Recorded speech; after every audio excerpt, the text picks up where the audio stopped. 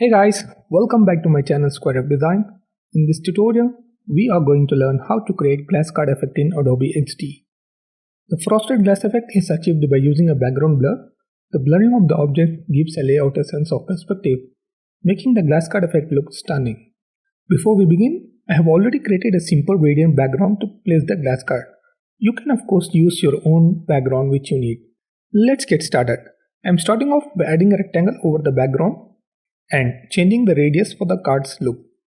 Then, with this newly created rectangle, we are enabling a background blur. You can experiment with the blur amount. I am keeping the value as 50. Then, I am experimenting with the brightness to give a realistic glass look.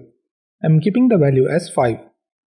To give a more depth to the glass card, I am adding a drop shadow with corresponding value. To achieve a more realistic look and a bit of variation, adding a border of white color with minimum opacity. Finally, for maximum effect, I am adding some frost effect to our design, and this is completely optional. I have selected this image from unsplash.com. I have provided the image link in the description below and adding it over the image. Now to make it slightly visible, increase the opacity value until the frost effect is visible. To make it look more stunning and realistic, I am changing the blend mode to hard light.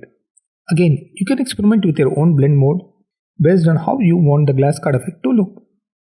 Next, you can add some text, image and logos to wrap up your design, making it look stunning and bold. Cool, that's how you create a glass card effect in Adobe XD.